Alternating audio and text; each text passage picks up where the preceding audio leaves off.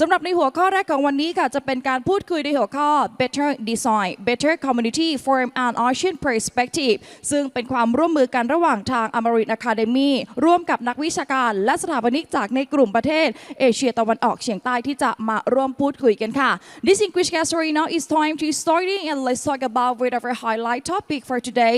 Let's talk about the topic of better design, better community from an Asian perspective. So for this event and this time, we got it only from the Amarin Academy and also with expert and also with the architect from the Southeast Asia. Right now, this time, distinguished guests, we will move off you. Let's start for our highlight topic for today. Right now, distinguished guests, today we got it only from the Vietnam that he will be here to give you a deliver highlight remark.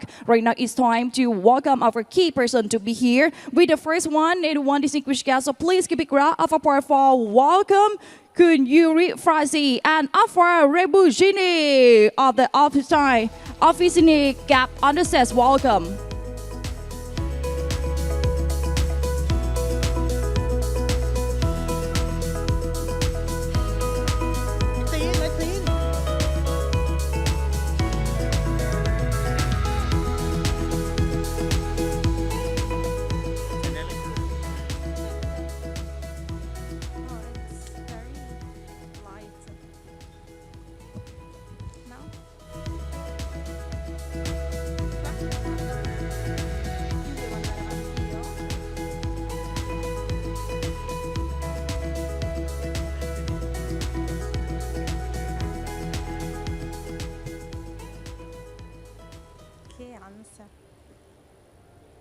Devo iniziare?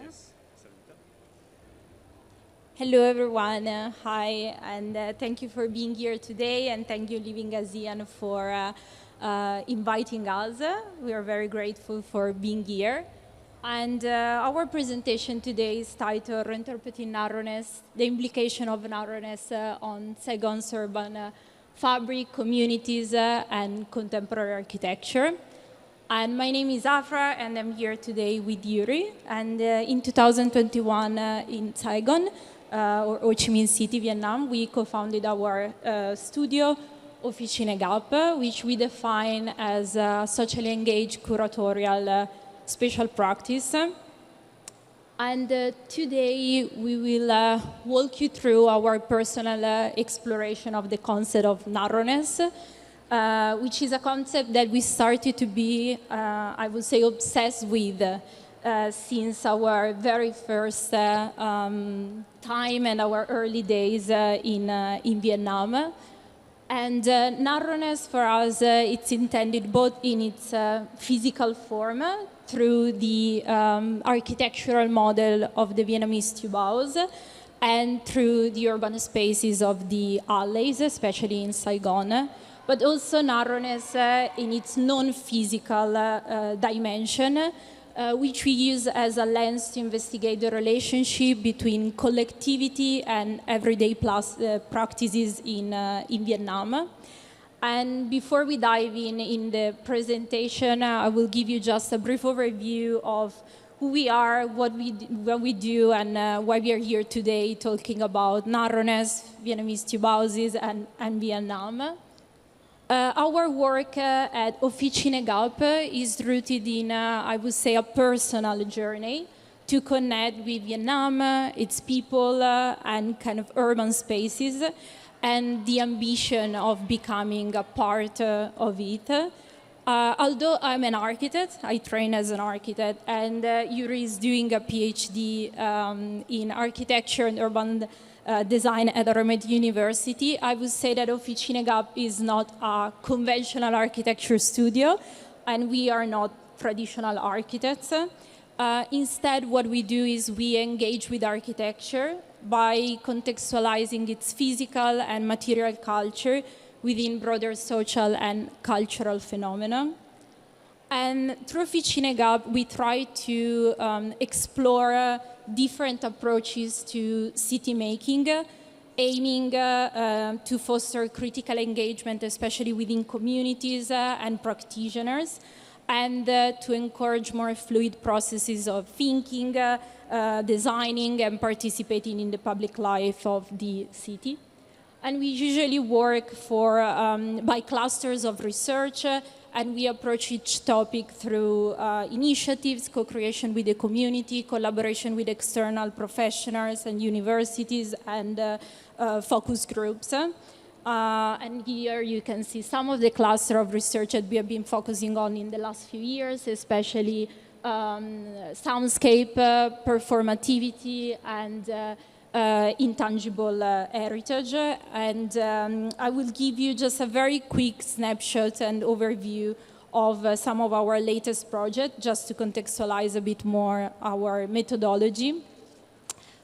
Here is a project that we started back in 2022, crafting a sonic city, where we explore the role of soundscape in both Hanoi and Ho Chi Minh City.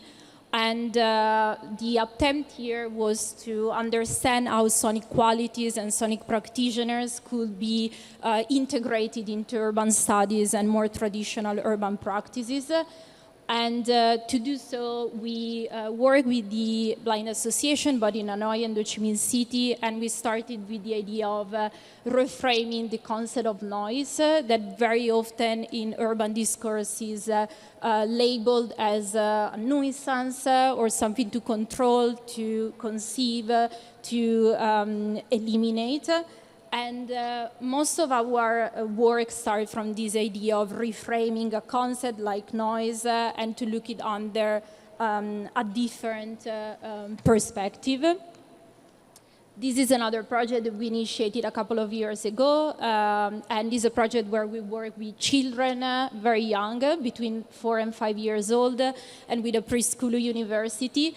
And we work with children to observe, experience, and then reimagine a very special place in the art of Ho Chi Minh City, which is called Turtle Lake, which is a public space, but also a roundabout in the city center. And I don't know if you're familiar with Saigon, but if you happen to be there, this is for sure a very interesting place to discover.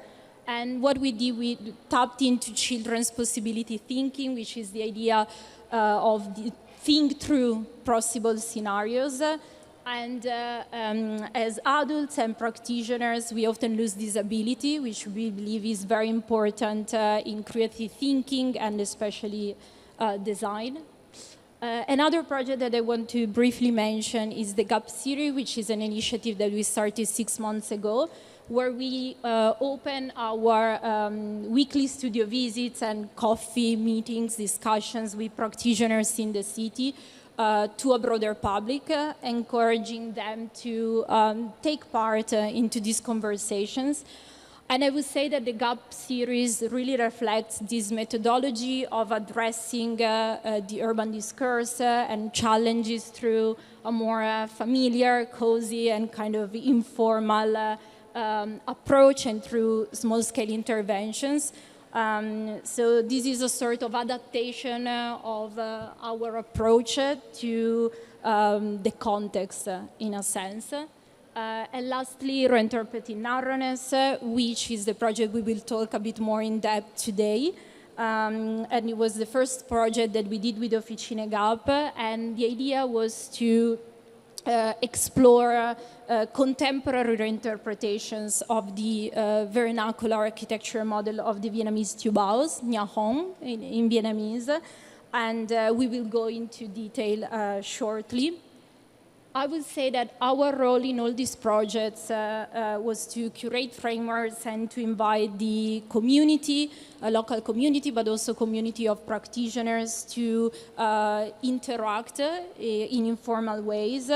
And the goal is to share or produce or disseminate knowledge and to collaborative building alternative narratives for Ho Chi Minh City's urban future. And additionally, what we aim to do is to create tools, approaches, or methodologies that can take into account qualitative aspects of the city, like soundscape that we mentioned earlier, and for these qualitative aspects to be integrated into more traditional processes of city and policy making. And what we observed so far, living and practices in Vietnam for more than 5 years, is that there is a tendency in the urban discourse to characterize the development of cities in Asia as following kind of a Western model of urbanization, which very often is in contrast with social, cultural, and everyday practices and dynamics that characterize cities like Saigon. And these developments are very often driven by local or foreign developers and focus on providing new accommodation and services for the mid and upper class. And while these trends, of course, exist and are very evident in cities like Saigon, we believe that this point of view very often overlooks small and medium-scale interventions that are very often led informally by local communities or by small-scale architecture studios and represent kind of an alternative to mainstream urban development in Southeast Asia. And in this regard, I want to briefly mention Ananya Roy, which is a scholar of urban studies and global urbanism. She highlights that there is a tendency in Asian urbanization to reshape global trends to fit local context, resulting in more hybrid forms of urban development. And Roy refers to this process as wording, which is a concept that both acknowledges the interconnectedness of this phenomena globally, but also the tendency in what we can define as global south to negotiate, reinterpret, and appropriate, in a sense, global models to meet local needs. And urban spaces in Southeast Asia have, of course, developed at an incredible rate, represent some of the most dynamic and fast-changing urban environments in the world. And while cities have evolved at different speeds and the intensities within countries in Southeast Asia, they share for sure common traits, such as a shift from rural to urban society, political and economic constraints that dictate very often the development and growth of these cities, the effects of tropical weather and environmental challenges such as flooding, and more blurred boundaries between public and private spaces, as well as the coexistence of diverse rituals, social and cultural practices in the same space. And many of these cities present multiple centers of growth within the same urban space, unlike cities, for example, in Europe. And the magnetisms of this plurality of forms, the adaptability of social and cultural practices, and this ongoing process of reinterpretation and negotiation of spaces, it's what have captivated our interest over the past 5 years and serving as a key inspiration for our work. For us, the diversity and clashes and tensions present in cities like Saigon and Hanoi, for example, present an opportunity, a potential testing ground for new regional urban models and identities that hopefully better reflect the city's aspirations and kind of the evolving needs of inhabitants. And today we want to highlight the existence of local and hybrid forms of urbanizations that respond or have the potential to respond to sociocultural, economic, and environmental conditions of Saigon.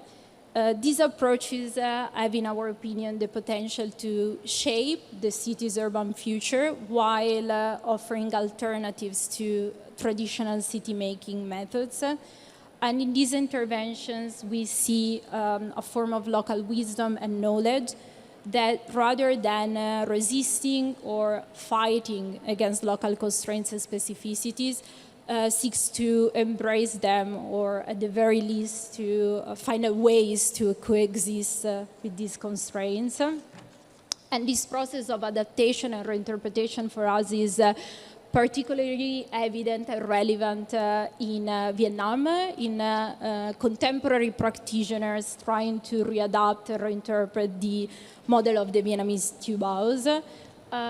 The tube house, it's a very narrow and elongated residential structure.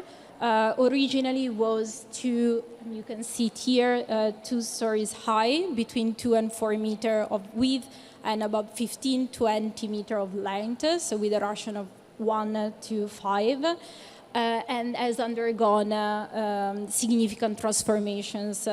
Initially developed in the late 19th century, what today we call Hanoi's Old Quarter, and Tubai later, after the economic reforms, the Doi Moi in Vietnam in the late 80s, beginning of 90s, have changed a lot. And these reforms combined with modern construction techniques and also the introduction of private property for the first time in Vietnam started to grow vertically.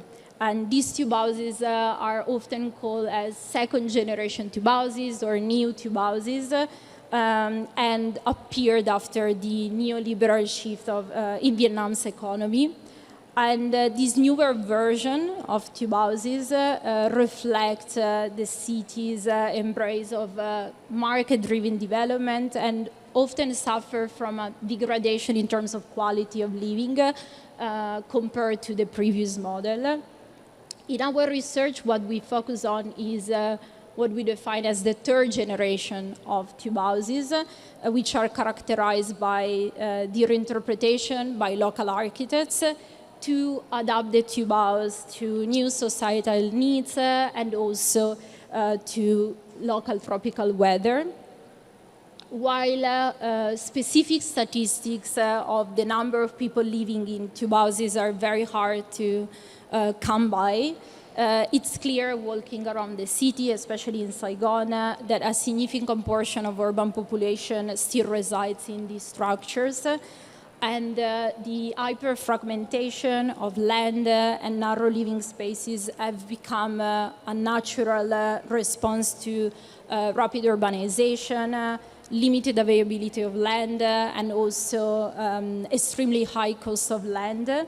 Land prices in Ho Chi Minh City have been on the rise, especially in prime location in District 1, District 3, and also with new infrastructural developments like the introduction of the metro line. And these narrow townhouses are not, of course, unique to Vietnam. They're present, for example, here in Thailand too, in other countries, in Southeast Asia, and also abroad.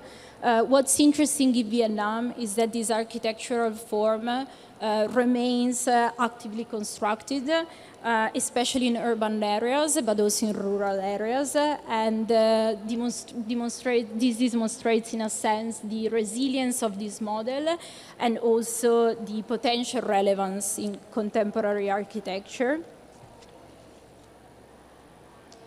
Although some have predicted no future for tube houses, especially in phase of large-scale developments, high-rise buildings, and infrastructural changes in the city.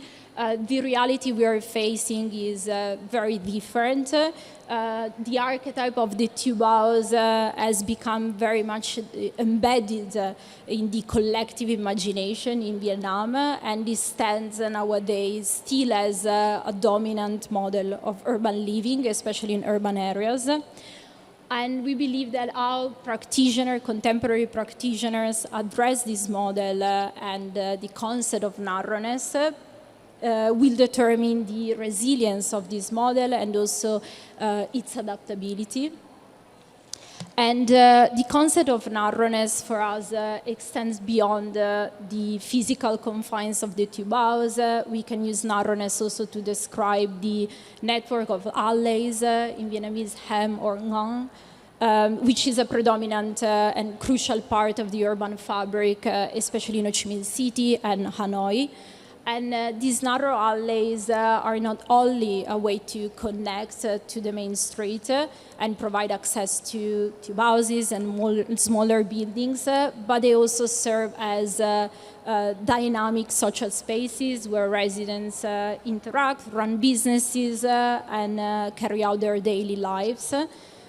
In this way, narrowness transcends the physical form of the alley or the tube house, and it fosters a sense of community that is still very much present and that has developed within the kind of spatial constraints of narrowness. So when we refer to narrowness in our research and also in this presentation, we're not just talking about a spatial or a physical constraints of the built environment, but rather to all the socio-cultural implications that narrowness carries. And driven by this consideration, in 2022, we launched the project Reinterpreting Narrowness that we mentioned earlier. And the word reinterpreting that we decided to use implies very much the idea of dealing not just with the past, but with what's there, what's existing in a sense, rather than starting from zero, or this concept of starting from the tabula rasa. Our fascination in narrowness lies in narrowness as a culture of space that has developed along models like the tube house, urban spaces like the alleys, and this represents for us the starting point of a very long-term project.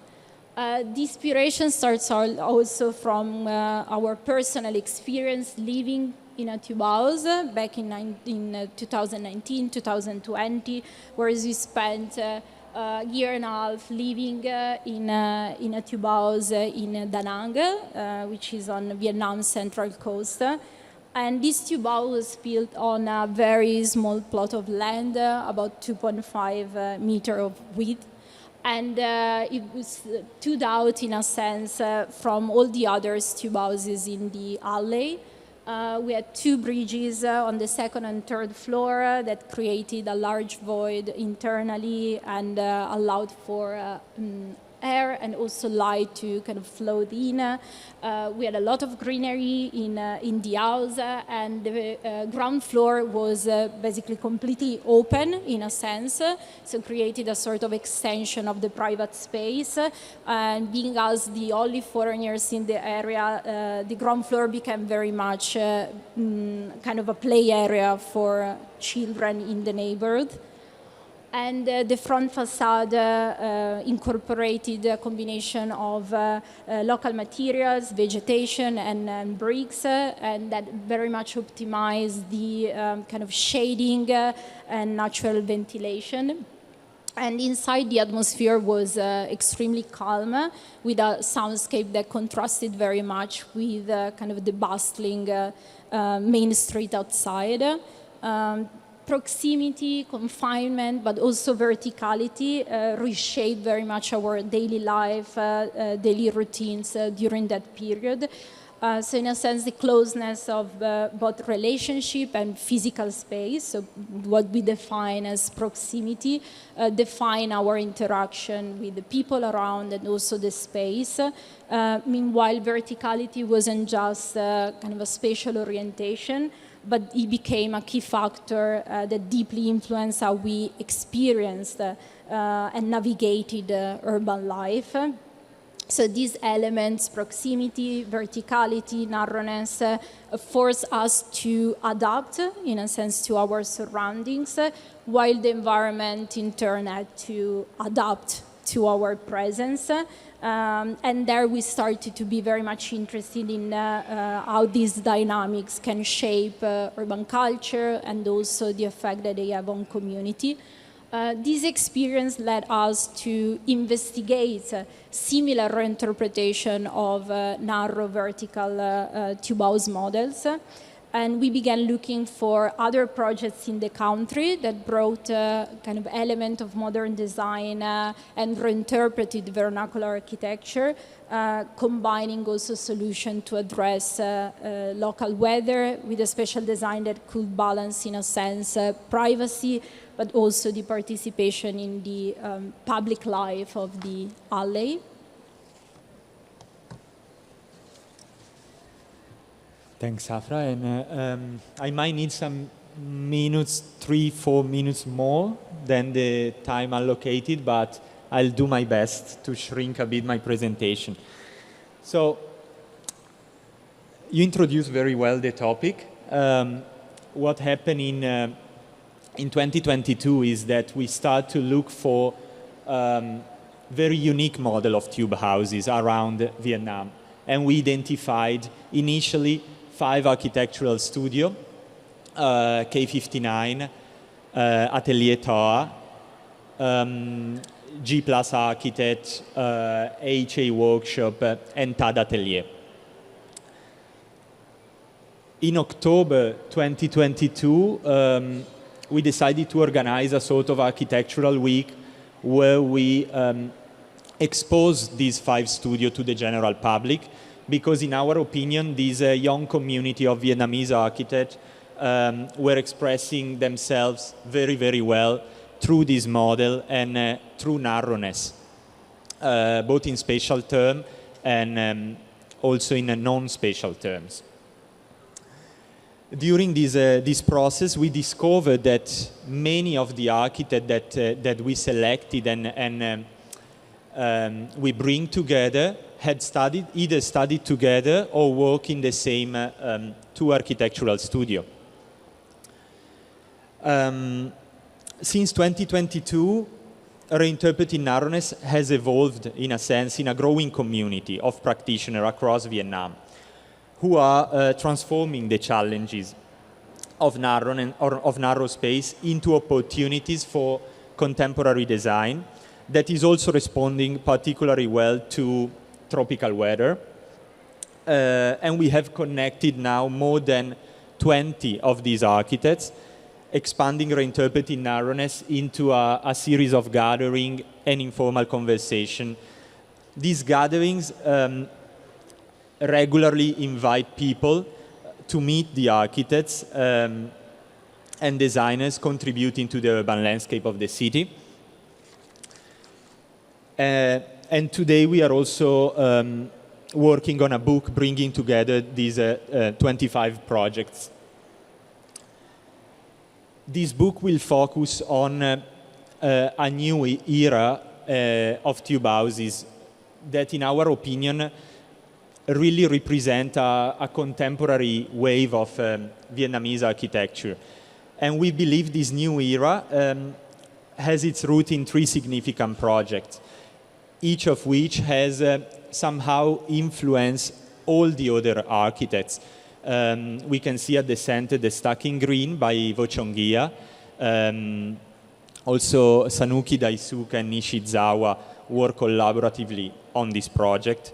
This house was built around 2010 and had a great resonance internationally for a kind of the start of a new aesthetic, in a sense. On the right, you have the Saigon House by A21, which is a manifesto of how beautiful informality and simplicity can be. A nostalgic love statement of Saigon, in a sense. From the outside, it appears very, very normal, but from the inside, it's very unique and spatial. And on the left, you have the space block by Kazushiro Kojima. Now has been demolished, this project, but is a very, very interesting model of a mid-density that is missing in Saigon and in cities around Vietnam. A very interesting model of collecting living on a narrow plot.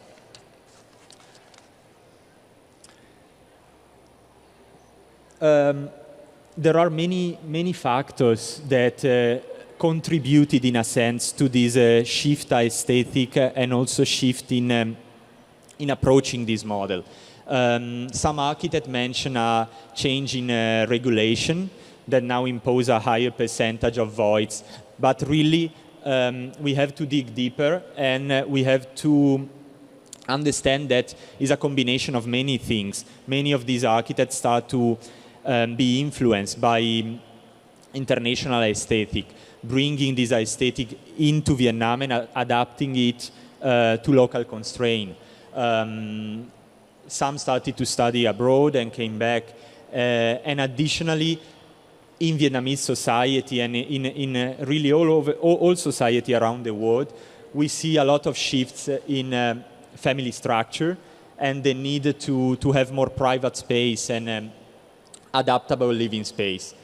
And Tube House model is significant in tracing all this societal changing. Slowly, we have attempted to formalize and identify all these qualitative changing and qualitative mutation, which we believe can serve as a valuable knowledge in future urban intervention, not only within Vietnam, but also in urban context beyond Vietnam. This new generation of tube houses often employ the repurpose of scrap materials and local materials. And what is more interesting is that the house itself became a tool to research local material and integrate them into building construction. Another important element is the facade. Often you have this sort of braised soleil or double skin that is a very appealing aesthetic element, but not only that, because it reacts very well to the tropical weather, creating sort of natural ventilated house that respond very well to this local context. Also, this new generation approach, as I said, very well the spatial flexibility needs when you have a multi-generational family living under the same roof. So here we are seeing in the detail an extremely beautiful project by K59, and is the house where these two architects, Nam and Lin, have the practice, have their parents, their kids, and the house is perfectly balanced between different functions. The ground floor is the living room and the kitchen, and the first floor is the worship space connected to a working space at the third floor, and so on. And one half of the house has 3 enclosed rooms that are very detached and intimate to grant what is needed, privacy needed to each member of the family. Another important elements are the voids that has been reinterpreted vertically. And yes, of course, they give ventilation and bring natural light in, but create a very, very, very well played space, openness. The stairs element become central in narrow living. Became an element that is not a transitional element anymore. In many of these projects became a playground or a library. So we started to ask ourselves what's the role of this simple component like staircase in a house. And the ground floor, finally, and this is again the house of Nam and Lin from K59, became kind of a connection and a continuity to the public space and to the surrounding. And this is a great example because this ground floor is open on both alleys, on both sides of the house, and kids of the neighborhood run through this space to play. This generation of architects, of course, exhibits a renewed sensitivity to tropical weather, integrating greenery and responding very, very well to that. You have also ponds in the house and many plants that in general give to the house a very nice atmosphere and also a tribute to rural Vietnamese wisdom and architecture. through the community established with reinterpreting narrowness, and also through our effort to publicate this book, we've gathered also material and studies that might otherwise have been overlooked. We have studies regarding the volumetric adaptation or the position of the staircase. These studies often emerge, are not public, emerge from from single project and finding solution and responding to certain constraint. But here we have another very interesting example. This is done by an Italian university. And it's very curious that in Italy, my home country, we are looking at tube house in Asia, and we are doing studies on tube house. These demonstrate the transferability of this model to solve complex challenge in nowadays cities. When all these kind of studies are combined together, is very, very interesting because they present a sort of common ground to create a new alternative urban narrative. Here is another very interesting mid-density model. I don't have the proper time to enter in detail, but this is by CTA architects. And basically they convince the people to sacrifice a little bit of private space to give the space in the center to the collectivity, the space below the staircase. So the owner of both blocks can meet there, and the kids can play, and the adults have this common area to socialize. Let me skip some slide.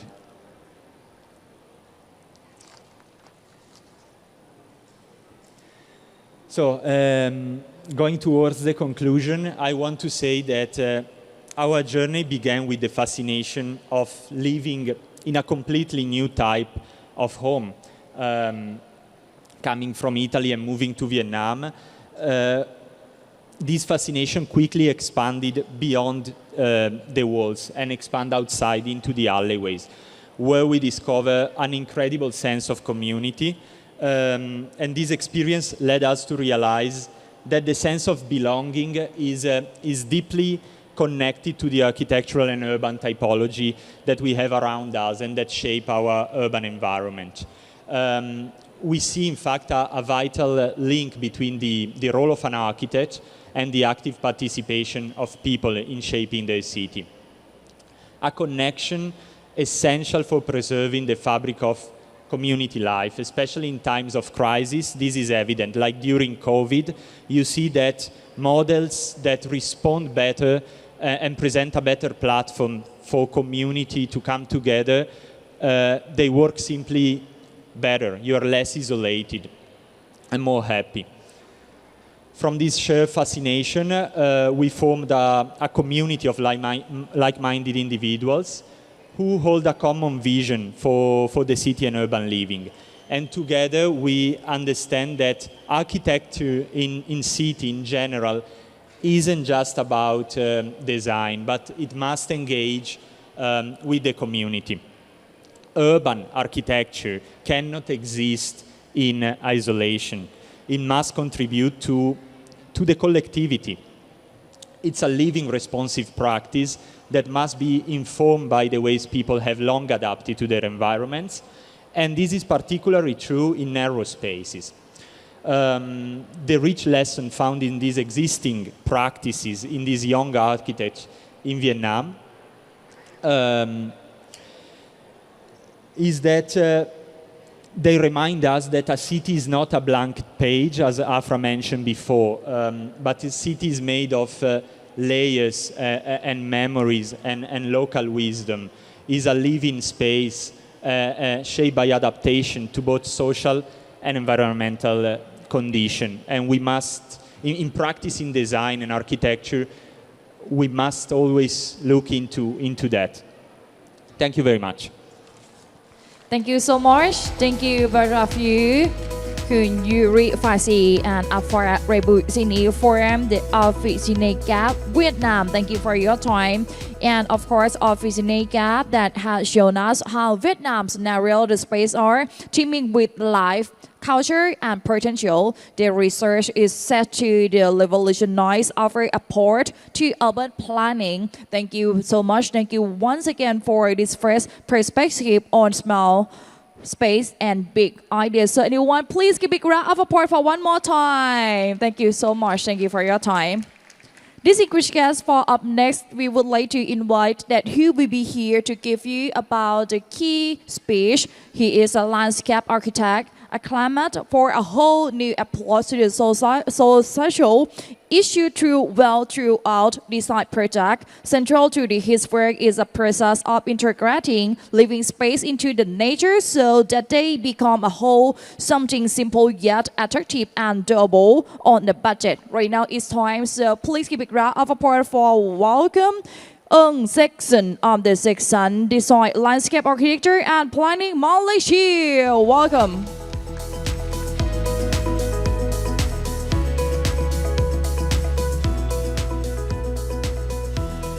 Good morning, everybody. Sawadi.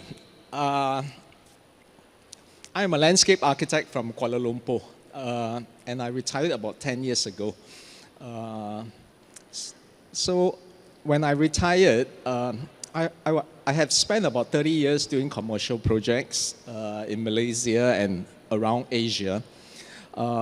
These are some of the work that I do, but I am not going to talk about this work today. But very quickly, as a landscape architect working in Asia, we do a lot of this type of work where we are trying to green up buildings through vertical planting with creepers, using local materials. We do a lot of hotels, condominiums, shopping complexes, and things like that. But what I'm going to talk to you today is after I retired, and I was figuring out what to do where my expertise is more relevant to the community. Because in the course of my 30 years of professional practice, my clients are basically developers, private developers, government, and also very rich individuals building bungalows. When I retired, I want to bring my expertise down to the bottom 40%. Where the communities are. And the first project which I did was actually a very political project. It was during the 2013 general election in Malaysia, where I was supporting this young lady on the right-hand side. She's Nurul Izzah, the daughter of our present Prime Minister. So she was standing for election. She got no money. She was competing against a very senior politician, which is the Federal Territory Minister of Kuala Lumpur. And her visual campaign was rather weak. So we told her that we would do the campaign for her over the course of the next 2 or 3 weeks during the election campaign. And we put together this campaign called the Malaysian Spring Campaign. We basically the idea was to try to outsource the visual campaign to the general public. So we teach people how to make all these flowers to be put in public areas to campaign for her. Young children were involved, very old people were involved. We bought bales and bales of cloth, and we just sewed them into these flowers that we planted everywhere in Kuala Lumpur and throughout Malaysia. We set up a website to teach people how to do it. Our first one that we did was about 10,000 of these flowers. Immediately on the same day, the local authority and the police came and confiscated it. We planted in a public area without permission. But the more they confiscate, the more we planted. And lots of people were involved. At the end of the campaign, I think we planted about 200,000 of these flowers. I think the lesson that I learned from this particular campaign is the power of social media. We use social media a lot to get ideas across and to get public participation. The other thing I learned is the power of volunteers or volunteerism in Asia. People volunteer very freely. And I have a saying that goes something like, when Malaysians come together, we can move mountains.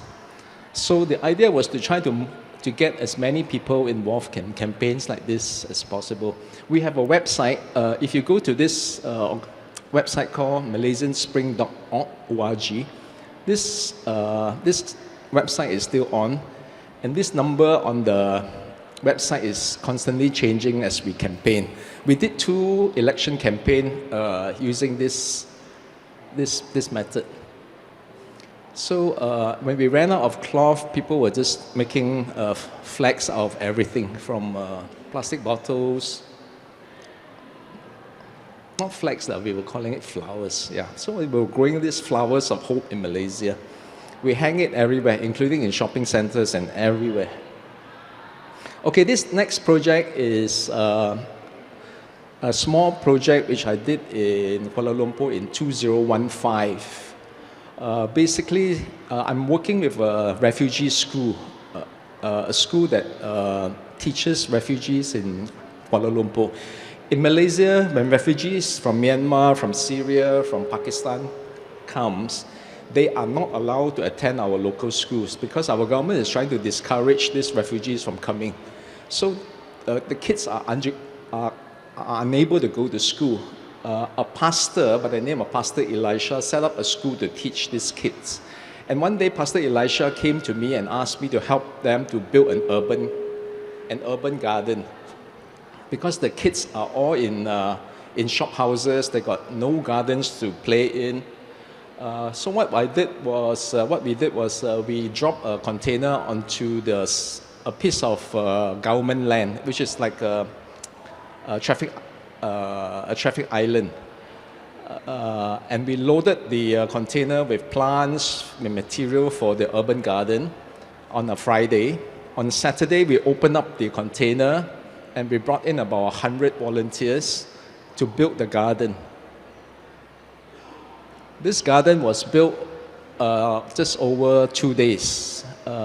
We got a lot of kids from architectural school to come and build fences, retaining walls. Because in the area there are cows, so we want to prevent the cows from eating up the vegetables that we are planting. So this was on the same day. By the time we finished, the herbs, the mint, the basil, everything was already in. Yeah. So this is how it looks like today.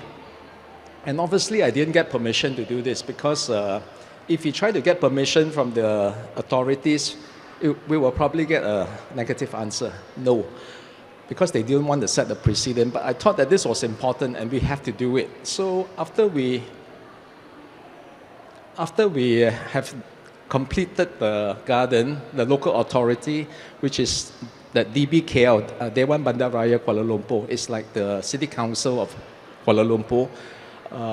They came and they told us that this is illegal, we have to take it down. So we were negotiating that on the left-hand slides and said, give us a chance to explain to you what we are trying to do. Please don't confiscate our things. So they gave us a grace period and they said, you come into the office to discuss with us. And when we got to the office, we were given a scolding by the deputy mayor. He said that you guys are trespassing our land. You are setting a very bad precedent for the city. And then they give us a chance to explain ourselves. Pastor Elisha and myself showed them a set of slides with our intention, and also show them the before and after of the site. Before, it was just filled with rubbish, with a lot of like drug addict syringes, broken bottles and things like that. And then we turned it into a productive, edible garden.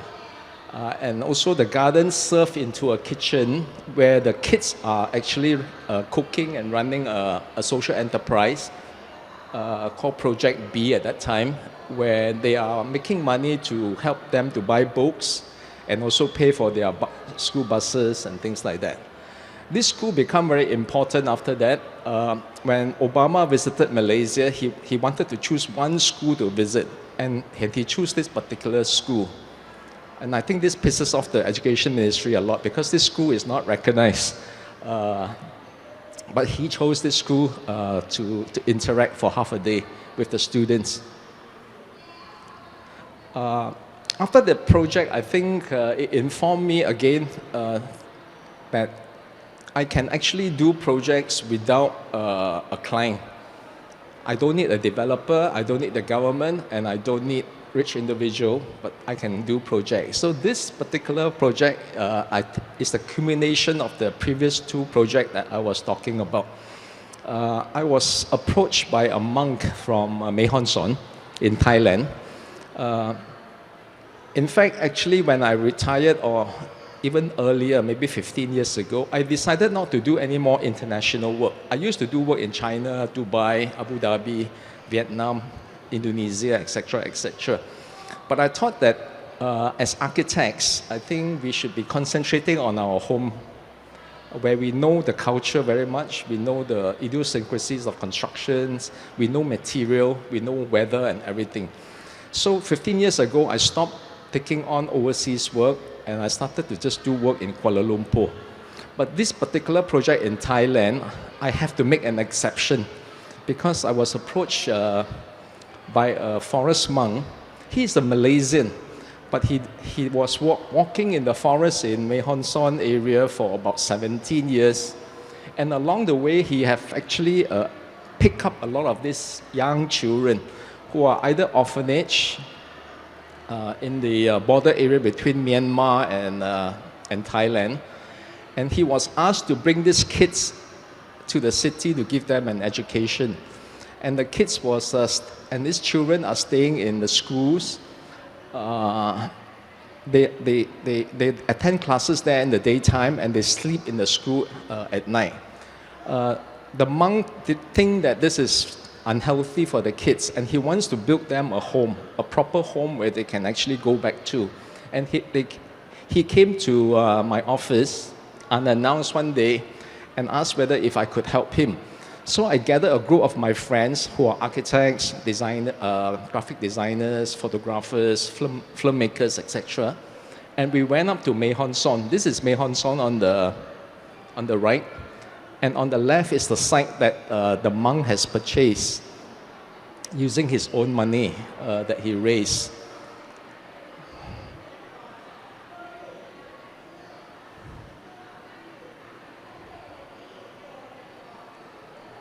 This is not advancing the slide. Can I get some technical help? Oh, it's working again, okay.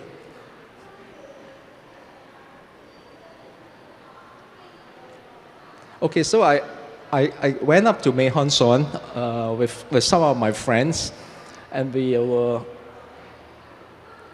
were inspired by the site. The site is a very beautiful site. It's only about 3 kilometers from the Mae Hon Son airport. And we started to draw the plan. The site basically informed us. When I do design, actually, I don't do much design. I always rely on the land and the site telling me what to do. And this one was very, very obvious.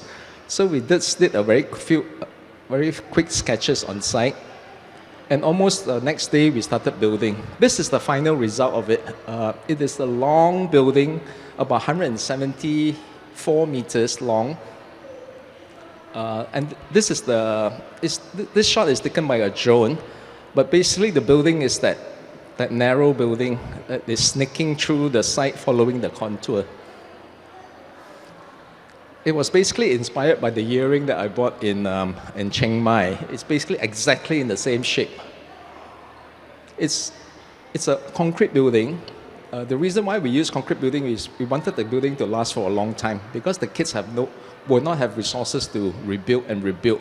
because the traditional way of building there is very temporary. They use the bamboo and they use leaves and stuff like that. So this is almost a couple of months after we have drawn the drawing. The kids were helping us to clear the land. We got the local villagers to help us to build. A lot of them have never used concrete before. But because the building is so simple, it is just a module of 3 meters repeated almost 60 times. And they built. And the top of, and of course, the money, the monk has no more money. He really spent all his money buying the land. We have to find the money to build this project. This project costs about 400,000 US dollars. We raised the money through social media. We sell cakes, we sell photographs, we sold everything, and we built this project over a period of 14 months. And this is how it looks like. The kids there are all vegetarian, so they are totally self-sustainable in their own food requirement. They plant their own rice, they plant their own vegetables. And this is the inside of their hostel. The girls and the boys have different section of the building. This was a sketch of how we saw their beds, their cupboards, their study tables and things like that look like. We basically designed a system where we compressed the bamboo as a structure to hold all their beds and things like that together.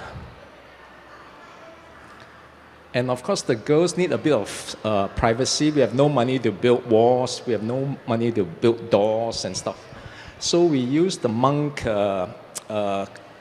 fabric, which they donated to just have curtains for the girls for privacy. So projects like this inform a lot of my work. My work is basically about imperfection. I'm not one of those architects who do very fine architectural detailing.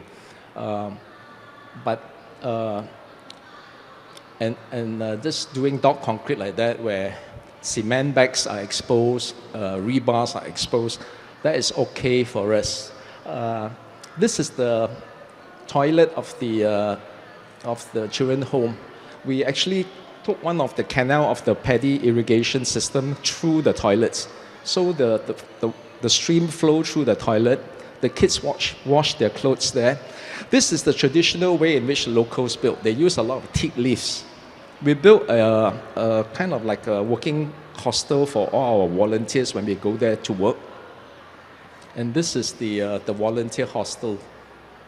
We also, if you guys know me, I also run a series of guest houses in Malaysia called the Sekepings, Sekepings. We kind of built a small little Sekeping there for the kids to run.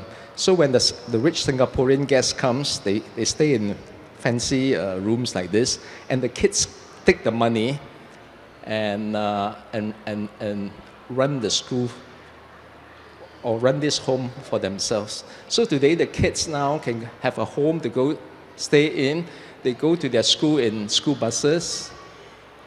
And for me, architecture is all about this. It is about putting that little smile back onto the faces of some of these people who really need design, but they cannot afford design from people like us traditionally.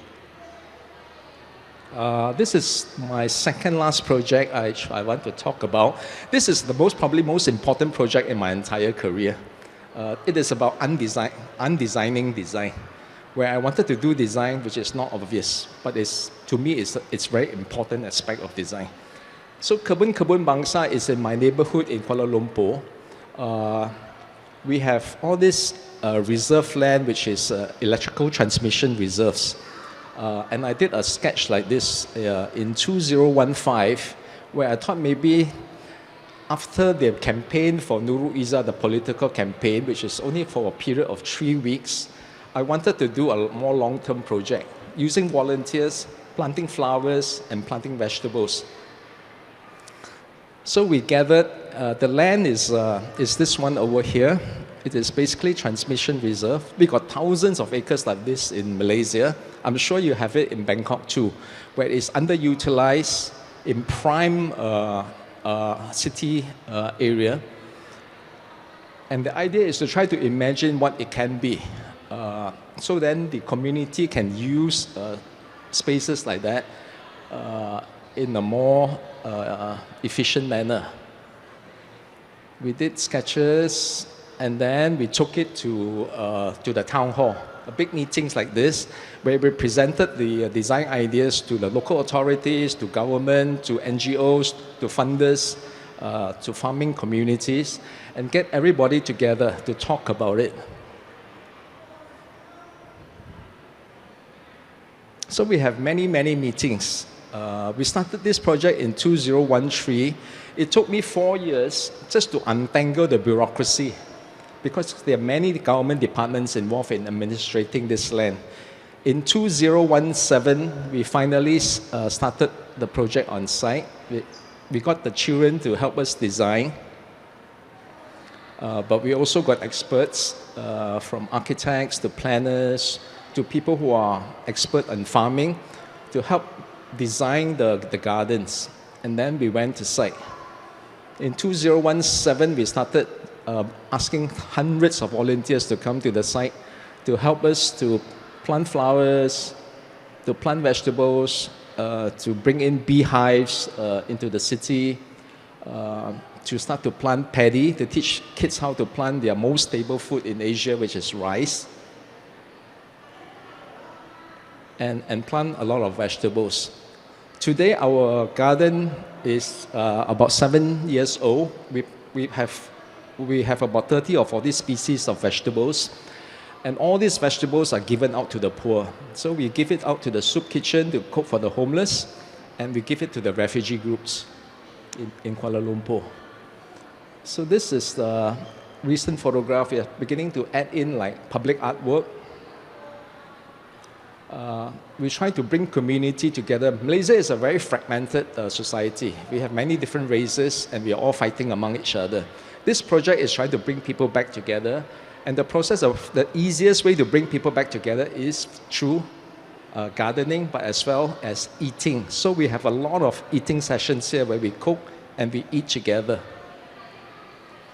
A lot of young people are empowered through this project by giving them access to the land. So we run a lot. They run a lot of workshops here, from bamboo building structures to all kinds of cooking and other activities. So these are some of the vegetables that we plant, and this is one of the soup kitchens that we work with. We have a few partners. They will take our vegetables. They will cook the food, and we will go out to the city to feed the poor and the homeless. We have animals on site. We have a lot of animals, and the idea is about bringing biodiversity back into the city. And of course, when we were doing this, I think in any cities or in any areas, especially in areas like in this neighborhood, which is quite a rich community, we will get objection. That is a given. However good an idea you think that it is, there are people who think that it is a bad idea. So these two slides shows the local authority people from different government departments coming to evict us. They said that we are creating a lot of nuisance, car parking, animals, smell, noise, whatever you can think of, landslide. And this rate notice, if you can read, this is in Bahasa Malaysia, but this is basically an eviction notice given to us to evict the site. If not, there is a $500,000 fine and a 5 years jail term. We have to fight off all this. 2 years ago, this was given to us, but today we are still on site and we are still running it. So the community supported us, social media supported us, and we fought back, and the authority came and took away the eviction order and gave us back everything that we need to be there. Today, we are financially sustainable. We don't do any more fundraising because the people who come to visit our garden, they enter for free, but they drop a lot of donation to us. And the donation is enough for us to run the farm, including 3 full-time workers at the farm. So that is I guess is the encouraging thing or the encouraging effort that I want to bring across to everybody here in this room, is that when the community come together, things can be done, projects can be viable, and if there is any roadblocks along the way, we can overcome it. This is the final project. I just got a few slides on this. So all these ideas about Kebun Bangsa is about freeing up resources in the city for people. It is not only for me, but it is, I am like a conduit that I can get large pieces tract of land, and then from there we give it out to other people who are in a very difficult position to get those land, including the refugees, the soup kitchens, the social enterprises. So land is a big resources that we need to free up in city. The other thing that we need to free up in city is buildings. Young people, artists, they need space. They need space to do experimental art, experimental dance. And this project is about that. So I know a lot of developers in Kuala Lumpur because they are all my clients. And I know some of them got a lot of this building which they have bought. They have not used the building yet for development because they will build a hotel or a condominium there. Meanwhile, there is 4 years, 5 years, which they are sitting on resources. And this particular one is a warehouse. It's an 11,000 square foot warehouse that we took over from a developer and said, hey, give it to us for free, okay? No rental. And we would run programs there, and we will credit you with all the goodwill and whatever publicity that we can generate. So when we got this building, we actually employed 2 young architects to become the curators.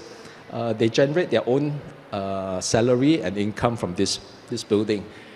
And they allow other young people to use the building for performance art, etc., etc. Today, this project is 7 years old, and we are still using it for free. In fact, the developer is wanting to develop on it soon, but they're going to build us a new building, or they have agreed to shift this building to the new location. So I think that is an option, I think, as architects we can do, because I'm always desperately trying to find alternative, because when I deal with young students in universities, right, a lot of young architects are disillusioned. They say, hey, we don't want to be in this profession because it's so demoralizing. We are just building things that is almost meaningless. And the clients are always our patrons are very specific. Government, rich developers, rich individuals. We are trying to find a 4th patron. And the 4th patron, I think, from my point of view, comes from social media. With social media, we can generate a lot of possibilities. And with volunteers and with good ideas, we can get projects implemented without traditional clients, traditional rich clients. And with that, I'd like to thank you all for having me here. Thank you. Thank you so much. Thank you, Ern Sexton, from the Sexton Design Landscape Architect and Planning Malaysia. Thank you for your time.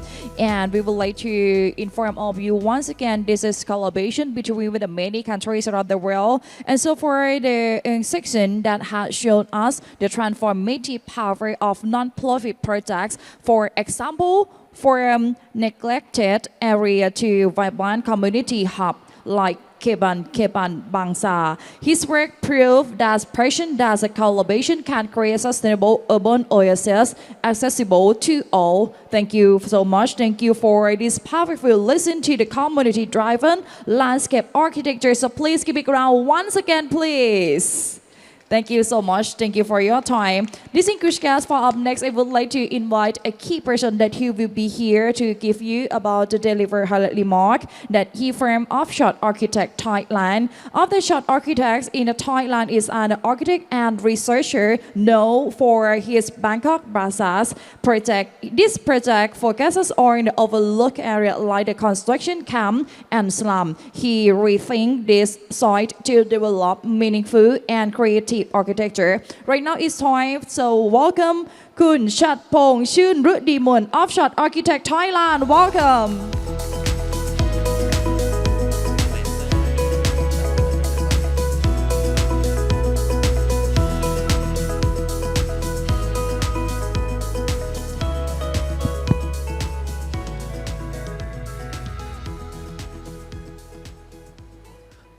Hello, everyone. I'm very honored to be here, to be speaking with Yuri and with Afra, and to learn a lot about Vietnam, and to be speaking again with Sex Sons. I think our first lecture together was about 9 years ago in 2015. So the theme today is sustainability. I want to talk about how that word has become overused. And people seem to think that it's a formula that you can be sustainable in a universal way. What I want to show you, along with the works of the speakers before me, is that we can define our own terms what sustainability is by understanding the context around us. And for me, I try to become a better architect and to design work that was more authentic to Thailand by starting to look at basic things that I see around me. For example, 10 years ago, or maybe 12 years ago, I started to look at construction worker houses and to see how I can actually learn from local conditions. But I also wanted to make sure that I didn't romanticize slums. We didn't want to do architecture that looked like slums, but we wanted to learn from the way of local building. At first, you may think that this photo is just messy and garbage, but to me, I find like this is one of the most beautiful buildings because it's so authentic and natural and it shows life. But for me to understand more deeply about how this building comes to being, I had to go in and photograph and document and understand. So in doing so, we would go in and measure these construction worker camps and draw them out and model them. Then we start to understand their secrets or the logic. These houses aren't very comfortable. They're very hot because they're made of corrugated sheets, leftover materials. But what makes them bearable to live in here are these scaffoldings, nang ran, which become the circulation that links all the rooms together, but also becomes multi-purpose living space for cooking, cleaning, doing laundry, getting drunk, but also becomes a buffer area to protect sun and rain. So this is very important. These are the things that I learned from looking at everyday objects, architecture, which eventually you start to understand that these construction worker houses, once you understand the formula, they can be applied to other situations. For example, this house suffers from falling debris. So you would have hammers and nails and bolts that fall down and could puncture the roof. So this scaffolding becomes a protective helmet and muak kan nok of plywood that protects the more fragile corrugated sheet roof below from these falling objects. So these things that I have been studying for over 10 years is called Bangkok bastards.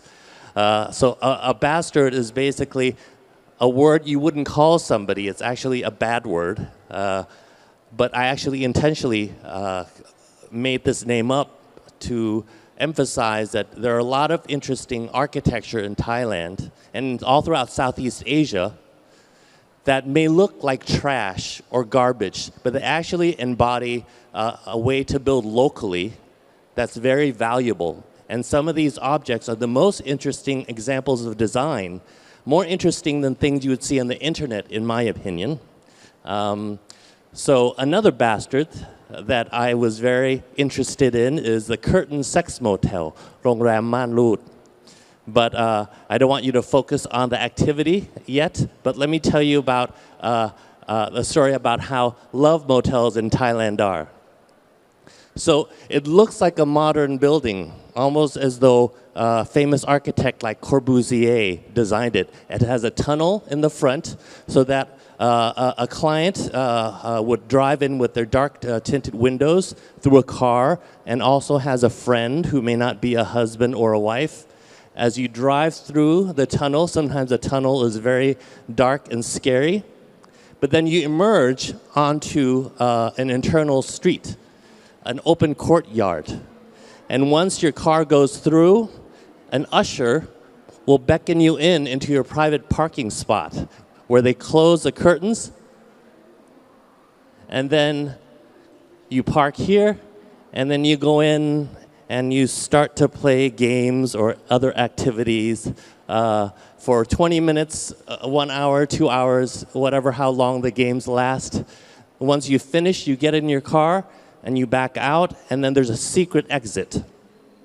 So if I go back to why I'm interested in this, the first thing is there's a story, even though it's a dark history that Thais don't talk about our underculture.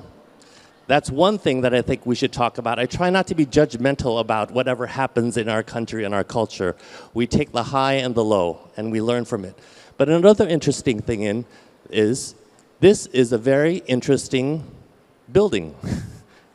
It's a great urban building with a courtyard in the middle.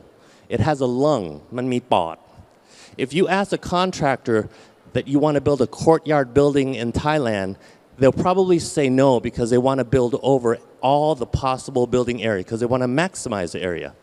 But if we recycle a building like this, it already comes with a lung. It already comes with a court. So that's my fascination with this. There are interesting, hundreds of thousands of interesting old buildings, including hundreds of thousands of shop houses, or millions in Thailand and in Southeast Asia that could be reused. So this project, the research of the Curtain Love Motel and the scaffolding led to the Samsen Street Hotel. So eventually we're able to recycle this. This is another Curtain Love Motel called the Mit Paisan Hotel, the Friendship Motel. They all have very cute names.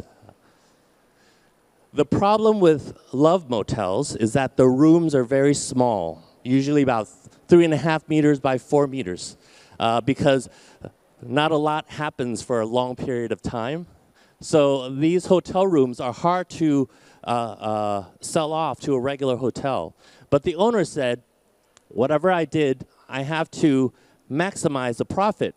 Meaning he said he wanted to, for the room to accommodate not only 2 people, but 3 people. Because at that time, it wasn't just couples coming to stay in the hotel. Sometimes they bring small kids, a son or a daughter, and then you can charge another 600, 800 baht per head to stay in this room. So what we presented to them was this. We said, we're going to make a bed box. Can you hear me? Sound is okay? So we presented a bed box that eventually this bed box would become a place you can read, you can play on your phone, but at night it becomes a third bed that you can charge another 600, 800 baht. So if this were the original building, what we did was we introduced these bed box extrusions. You see that? So these extrusions are about 1.2 meter by 2.2 meter internal clearance, the size of a twin-size bed, right? So because we didn't want to introduce too much weight, extra structure on the original building, so these are very minimally sized bed extrusions. But what happens is you're left with these gaps all throughout the facade, which are then filled with the scaffolding. The scaffolding that okay, it's back. The sound is back. The scaffolding that we introduced to you, that we researched from the construction worker house, as well as other vernacular structures throughout Bangkok. But this scaffolding will turn a once dark, mysterious, scary sex motel inside out, turning into a lively, energetic, and reviving street hotel. And there are 3 scaffolding elements, the rabiang, which activates life on the sidewalk, the alley, which there's a very utilitarian function. It basically works as a way to store air condensers and other mechanical, electrical, and sanitary pipes, but then it has a surprise function. And then the third scaffolding is the outdoor theater, which I'll show you. So the scaffolding basically rewraps the building, creates a new buffer zone, and the scaffolding that used to basically house the MEP or the air conditioning units on the weekends and festivals become a vertical stage to actually entertain the neighborhood guests. It also provides a new life for a neighborhood which is a former red light district which used to be very dangerous. Now it's kind of filled with traffic. So this is the opening night. We have to the scaffolding upstairs become dance platforms for performers.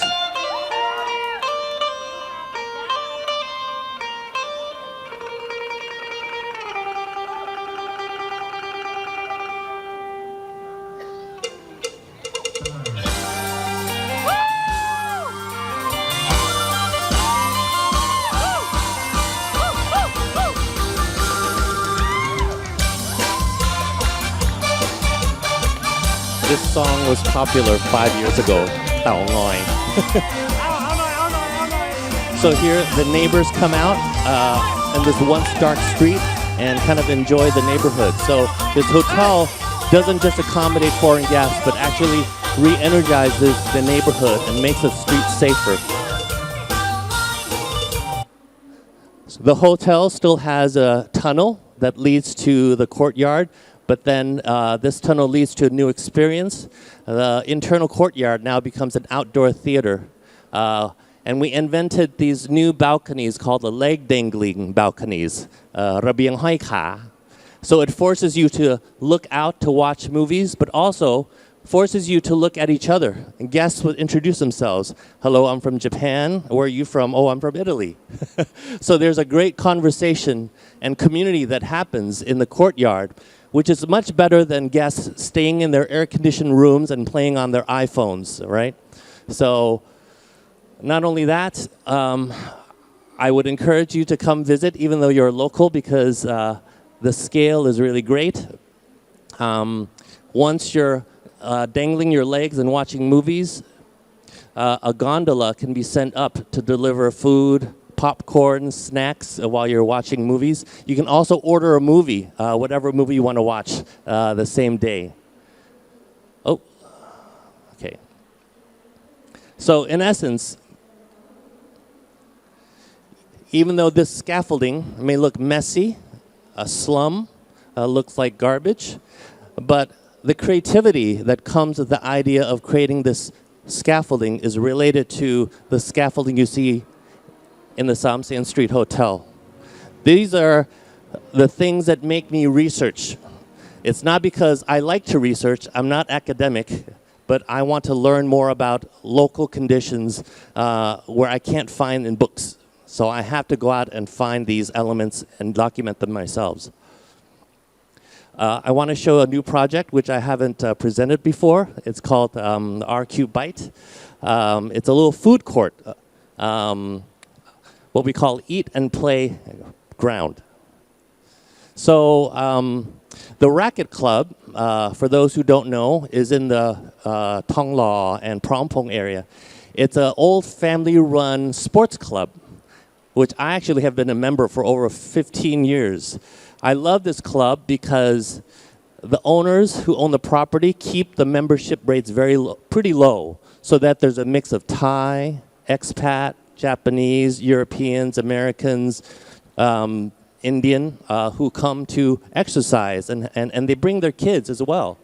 So it becomes a community for kids of all economic status, as well as many races.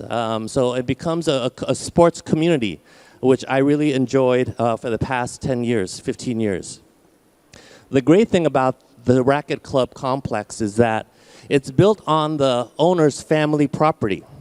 So you would have, this is the big sports building where the exercise happens, but then the swimming pool right here is right next to the owner's Thai house, as well as many other really cool mid-century modern buildings. As you can see here, in this area, which is in the Phrom Phong area, for those who don't know, Phrom Phong is a very exclusive high-end real estate area. The owner could actually make a ton of money if they demolish all these low-rise buildings, right? Because with real estate so expensive, you can put up a high-end condo and make a lot of money. But the great thing that I appreciate about the owners is that they've kept the small-scale buildings in this area. So in the evenings, children with their parents, pets, elderly come and walk and stroll through this kind of green area and becomes almost a community park. So we work with the owners in order to try to create more money for this project without having to demolish these great small-scale buildings. So the green text are all these low-scale, small-scale buildings, and these are middle. The red text shows buildings that are medium height. So there are house number 3 and house number 5 is where our project is. So these two houses are actually abandoned.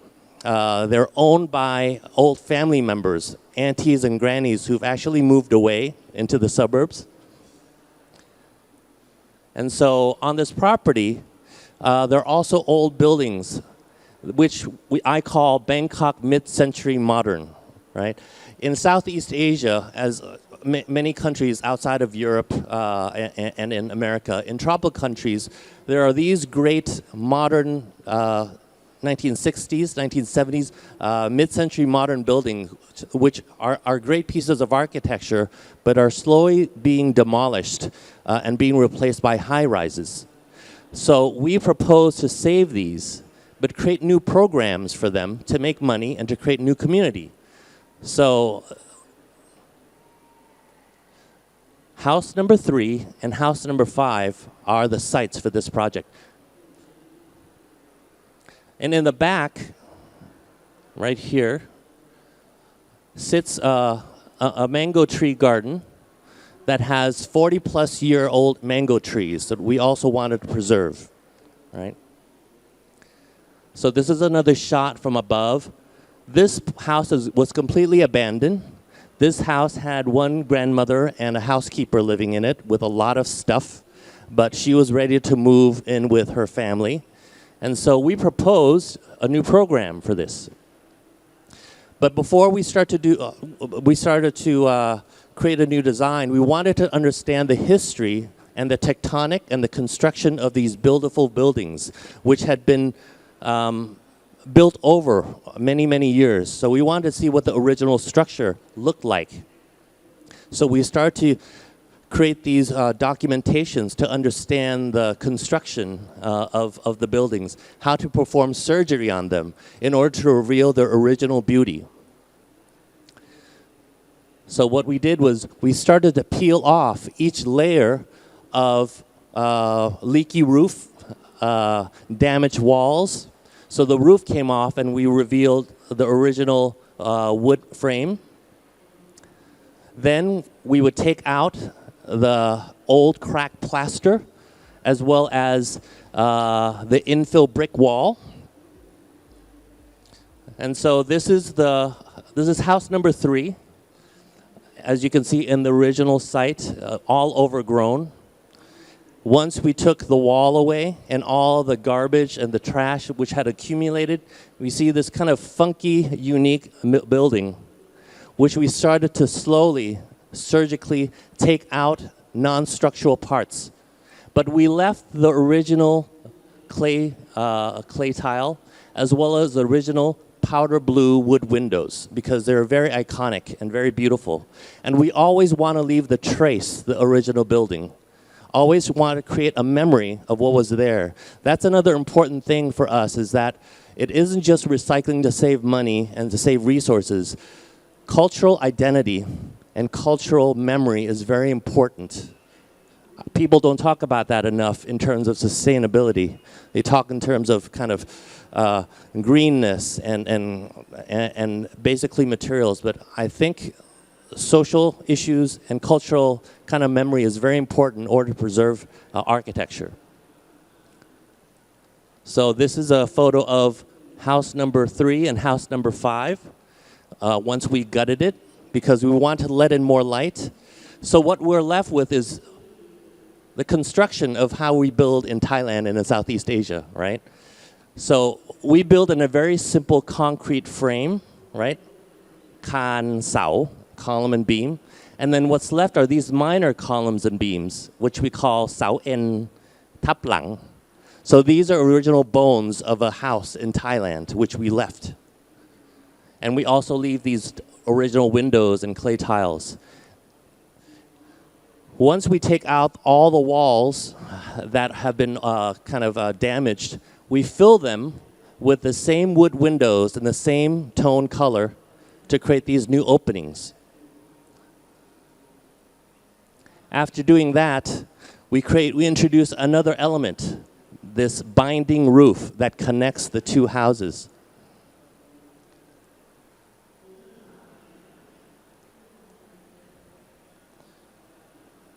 So what happens is that what used to be 2 detached residential houses for families have been repurposed and bastardized, turn them into what I call the Siamese twins. That's not a very PC thing, but that's all right, that name.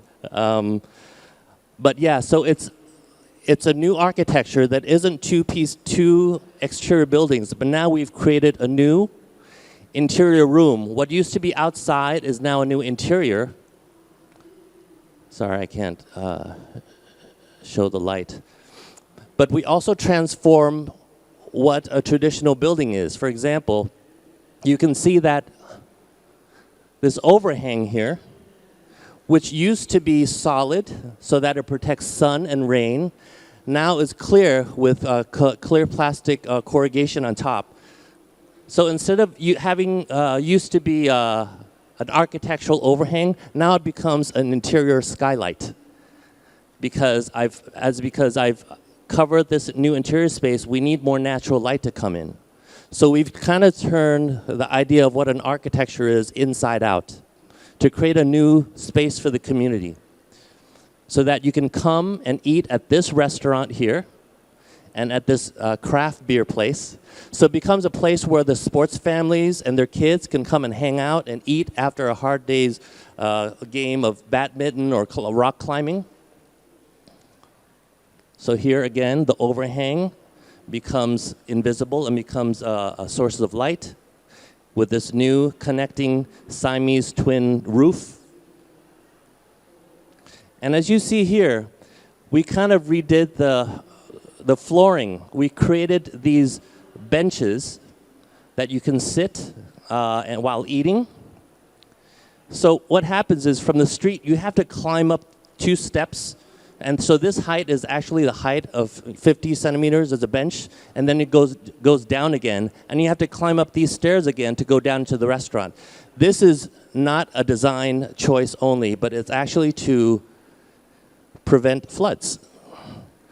So we created this new ground plane where it's a dam that wraps this complex and a dam that wraps these 2 houses. Because what's happened in Bangkok, especially in the inner city, the government keeps tom din. They pretty much fill up the land so the street escapes floods. But what happens is that the houses, the old houses, their floor level can't go up any higher because their roof is low. So these 2 houses always got flooded. So what we did was, once we created these seemingly functional benches, they become dams that actually help prevent water going into the restaurants during flood time. So here's a little video. I always take videos and photos of my project with people inside. It's important for me. So once you go through the canopy, there's another element in the back where we preserve the original mango trees, but the owner also wanted to have 5 food trucks. But we actually introduced a new bastard. It's a food kiosk that actually is crossbred with this playground path that steps on top of the food kiosk. And so the kids can run and play on top of the food stalls. The parents can eat and drink beer and relax and have the kids tire themselves out. So that's our social agenda, is to create a new space for the sports complex. So as you can see here, we have pizza, Isan food, a bakery, and then there's Korean as well as a burger place. So please come on Sukhumvit 49. But while you order food, the kids can climb up this obstacle course, this stair across the bridge, down slides around here and wrap around. So, and we also, like I said, we saved the original mango trees right here. So as you go up these stairs, what the kids experience is the sequence. We learn a lot from our research of looking at slums and community elements or community architecture where the scale of each building is small because of limited space or limited funds. With this project, that compactness or small scale works to kind of create a space that's appropriate for kids. So this is only about 1.9 meters tall. Tight for an adult, but perfect for a child. So as you walk through, you may have cross traffic coming towards you. Then you come down these kind of rope stairs, or you can go down the slides. But if you continue, you keep going onto the other path, and eventually you end up in these slides coming down. We didn't have to customize everything. We ordered this from Lazada. Not everything has to be customized, right? We're learning to work with things that are off the shelf, right? Which doesn't diminish the value of architecture if you don't customize everything. It just means you're realistic. The space is also pet friendly if you want to bring your pets. And the great thing about this is that the playground doesn't close in the day. Kids can come play at night as well. Okay, there's a lot of screaming because they're playing zombies. It's not because children are getting hurt.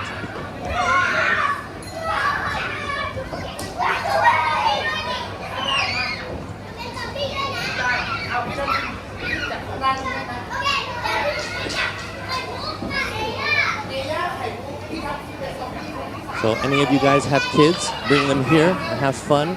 Great pizza, great beer, great Isan food.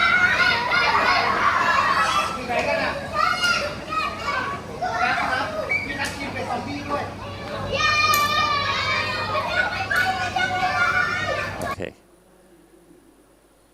So these two, I'm going to talk about my last project. These first two projects, are in Bangkok. But the past 5-6 years, we're starting to look a lot more into rural areas, as well as working with indigenous people. And so it started into the next phase of our research, which we call rural crossbreeds. The last project is called the Ang Sila Oyster Scaffolding Pavilion, or Kachang Hoi Ang Sila. So this is our site right here. It's a historic fishing village of Ang Sila. Basically, we started to work with them because we had a client who wanted to develop this project into a master plan. Eventually, basically, this project didn't pan out. It wasn't going to be built. But in preparation for the design, we asked to come research this fishing village to learn about the culture. And in doing so, became very attached to the fishermen families in Ang Sila. As you can see, the plan is very beautiful because these streets radiate to the ocean and are breezeways. So we spent about 3 years researching and kind of working and living with the Ang Sila fishermen. And they taught us how they cultivate oysters, cultivate crab, catch fish, collect jellyfish. And of course, we did research of Ang Sila bastards. So we not only looked at buildings on land, but we also went into the ocean to look at various bastards. For example, this is called the jellyfish house, Ban Mangapun, where the jellyfish fishermen basically just built a typical Thai house on stilts, Ban Yok Tai Tun, but just built it on top of these jellyfish pools, right? Which is an interesting combination that I've never seen before. So of course we had to draw it out to understand what it's about. This is a plan which we're cutting through the columns right here and looking down at the jellyfish pools. And as you can see, the jellyfish fishermen live on top of the jellyfish. So it's an interesting section where humans live on top of jellyfish, which live on top of fish in the ocean. So usually we find humans or farmers living on top of buffalo or in a rice field, but this is a new section. And again, this space is only about 1.5 meters high, but it's completely comfortable because you sit on the ground, which is ventilated. The planks, there are air that comes through the wooden planks.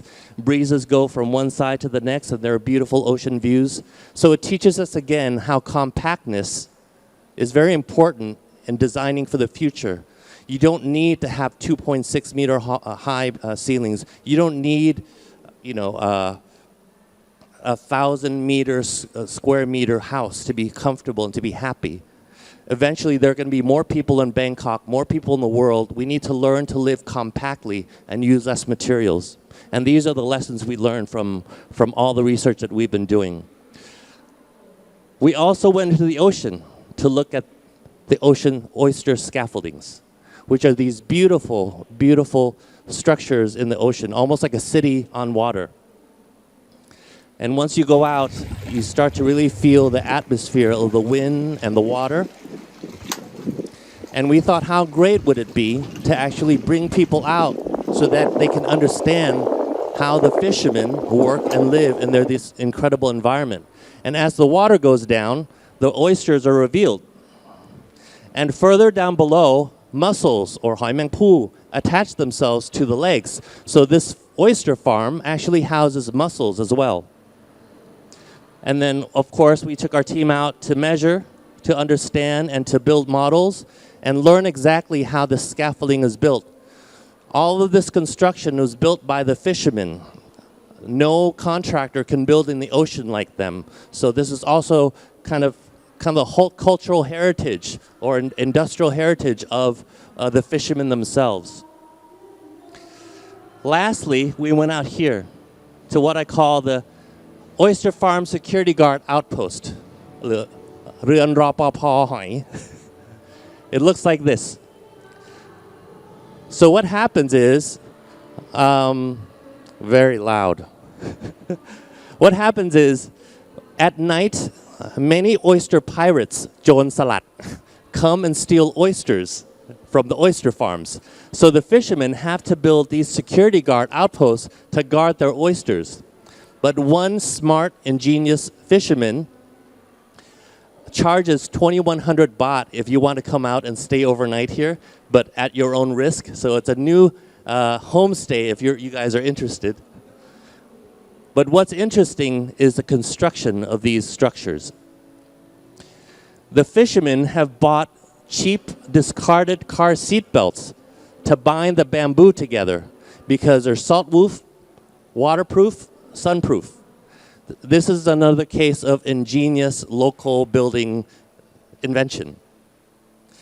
And in creating all this research, of course, we start to understand the problems with the Ang Sila. It isn't just global warming, it isn't just pollution in the ocean, but the problem is the fishmonger or the middleman who come and buy fish from the fishermen from the boats early in the morning at very cheap prices. Then they take them over to the market and sell them 200, 300% higher rates. But the problem is they don't cold storage it very well. So the fish, the crab, and the oysters may not be fresh by the time they get to market. So the customers who buy the seafood from Ang Sila fishermen think that the fishermen are cheating them and selling them unfresh seafood because by the time they get home, once they've ordered the crab to be steamed, it's already rotten. So we want to solve that problem, how to access the seafood directly without passing through the hands of the fishmonger. So this is Uncle Jun. He's our hero in the story. He's the fisherman who's taught us everything about fishing and crabbing and oyster farming. So he took us to the market to teach us how to pick oysters and mussels. He invited us to our home and where his wife cooked us secret Ang Sila recipes, which haven't been tasted in many years. And we thought how great would it be to be able to eat seafood with the fishermen out in the ocean. So we started to create this new bastard in our minds where we crossbred the oyster scaffolding with the oyster farm outpost to create a new Ang Sila oyster scaffolding pavilion. So this is how the fishermen construct this new pavilion. They load the bamboo themselves onto the boats from local forests. Then they take the bamboo out and each pole is installed manually. There aren't any electrical tools because there's no electricity in the middle of the ocean. So they use their own hopscotch technique to drive each pole in. Once the poles are driven in, then the beams are tied together with the seat belts. We don't cut any bamboo at all. We don't want to create any ocean waste, so they're overlapped, right, to become stronger. The idea of not creating garbage or waste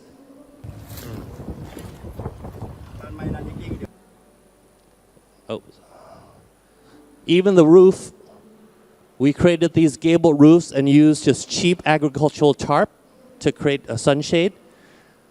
But once we set the ceiling height, let's say at 4 meters, we don't cut the bamboo. We let it intersect and cross like antenna, which becomes a new architectural language. On the day of the tour, the fishermen can use their own boat to take tourists out, thereby creating new economy for them. So they become eco-tourist guides as well. Once we go out into the ocean, we first take them through the bamboo farm urbanism until suddenly a little red flashes up in front of them and you arrive at the Ang Sila Oyster Scaffolding Pavilion. The boat drops you off at the front where you climb up a few stairs. As you walk through the portal, you start to understand that everything on the ocean here comes from the ocean, comes from the fishermen. The bamboo is the same bamboo that they use to build the farms. This is a very cheap agricultural tarp. Even the rope that's tied the bamboo together is from oysters, stringing oysters on the scaffolding. This is the way they bind the seat belt because it's very tough to tighten it with just human strength. So they use this They use this accelerator to twist and tighten the seat belt, and then they tie it off with the oyster rope. As you move to the end, you see the 3 gables is a signal of the open air kitchen. But in this kitchen, we don't have any refrigerators. There's no electricity. We simply just climb down and just pluck oysters straight from the ocean. And once the oysters are pulled up, the fishermen can talk about how important it is to really take care of the water and the ocean's health. And then it becomes a very important point because the oysters you're about to eat comes from that ocean. On top of that, on the shore, the customers can order food from local restaurants and distribute income there as well. We don't sell any food on the scaffolding because that's illegal. It's not a commercial enterprise. It's actually, we categorize as artwork and educational platform because we don't want copycats to start building restaurants in the ocean or gambling dens, which have happened.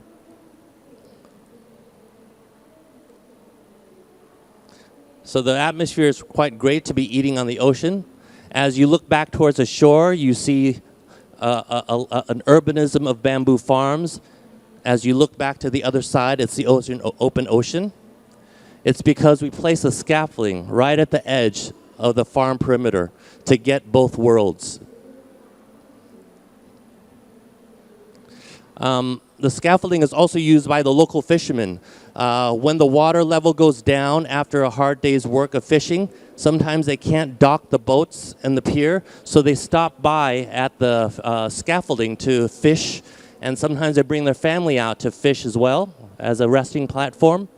Because the ocean waters are very clean, the water is filtered by the oyster shells. So within an hour of photographing this gentleman caught about 5 fish. So in essence, we basically wanted to introduce something into the ocean that seems like it comes from the ocean. It comes from the hands of the fishermen. And the best time to visit, we're going to have another session to go out in November and December, is in the evening where the pavilion becomes invisible. Thank you so much. Thank you so much. Thank you คุณฉัตรพงษ์ชื่นฤดีมนof Chat Architect Thailand for your time. And so right here, distinguished guest that has shown us how to see the extraordinary in the ordinary. His Bangkok Bazaar projects transform of a look everyday element from the construction scaffolding to also farm into the vibrant creative architecture. Thank you for the demonstrating how architecture can blend local wisdom with the modern design to create meaningful socially impact for the space. So distinguished guest, thank you so much. And so far, next distinguished guest, this is a panel discussion time, and anyone distinguished guest, if you have any questions, so please do not hesitate to make any question with our first speaker a few minutes to be here on the stage. และในช่วงต่อไปนี้ค่ะทุกท่านค่ะจะเป็นช่วงเวลาของการพูดคุยกันค่ะสำหรับทุกท่านที่ได้ขึ้นมาพูดคุยด้านบนเวทีทั้ง4ท่านและรวมทั้งกับทางมอนิเตอร์ผู้ดำเนินรายการด้วยนะคะที่จะขึ้นมาร่วมพูดคุยในหัวข้อนี้ค่ะหากว่าท่านไหนมีคำถามสงสัยในหัวข้อไหนประเด็นไหนสามารถยกมือได้ในช่วงท้ายของการบรรยายนะคะ Distinguished guests, right now we would like to inform all of you and move you to joining with the panel discussion time. So today we got an honor from our 5 persons to be here on this set with the first one, distinguished guests. So please give a round of applause for welcome Kun Yuri Farsi and Afar Rebusini from the Affine Gap, Vietnam to be here. Welcome.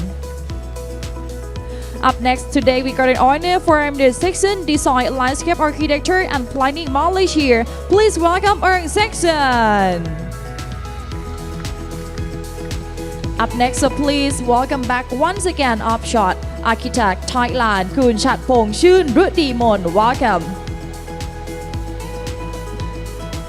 For this panel discussion time, we will like to send on this as to our moderator. So welcome Associate Professor Dr. Supisha Towiwat, Faculty of Architect, Silapakon University. Welcome. Hi. Thank you everyone so much for your wonderful presentation.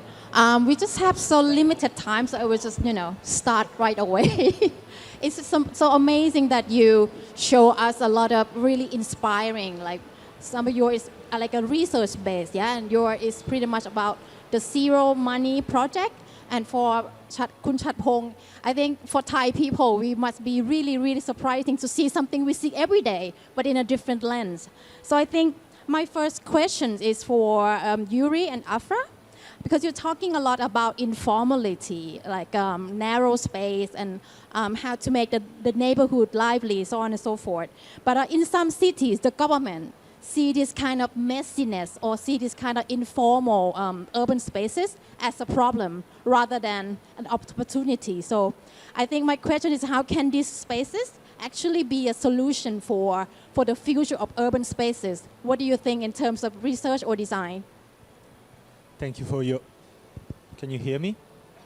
Yeah, perfect. Thanks for your question. And are we sure is it working? It's okay. Okay, perfect. Sorry, just making sure. Thanks.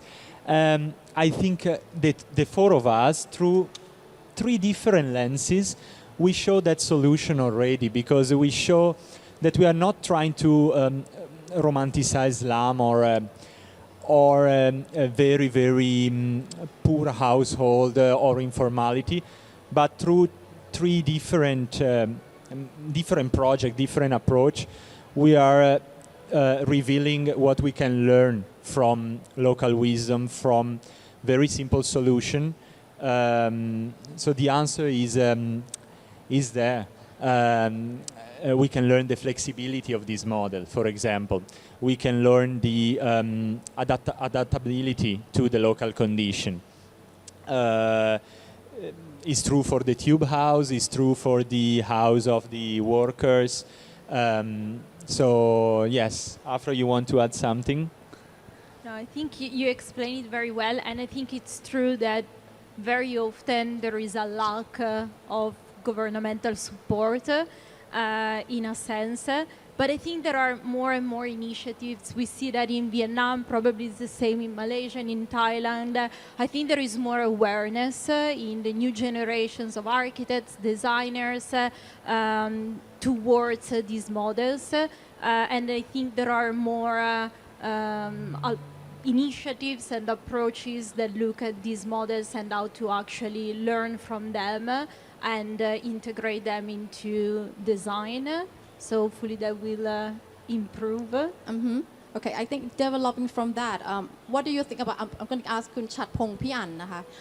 So what impact do you hope your project like Bangkok Bastard, which we have such a wonderful research for the past 10 years, what do you hope that it can impact how people or even the government to see this kind of informality and this kind of hidden creativity of the ordinary people? How would you hope for the impact for that? Well, we've been to a lot of talks. I don't want to give the same dumb answer. I just want to be honest. I want to talk to the people here.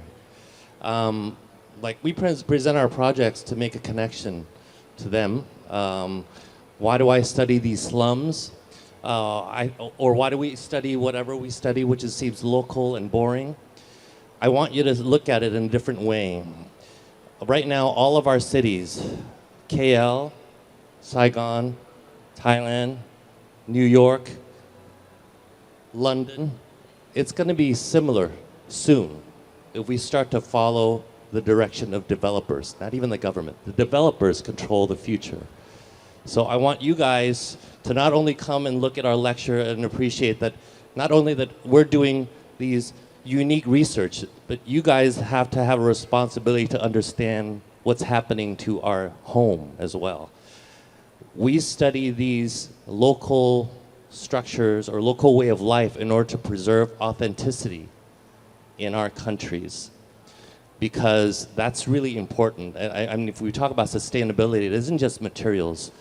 I think sometimes you have to turn off the internet and really understand that shop houses, food carts, all these things you see around you could go just like that, right? If you hand a piece of property over to a developer who comes with a design that's sexy, that's, oh, du ru, du jiao, right? So you have to kind of teach yourselves, so you have to educate yourselves of what good design is, because we don't have much time.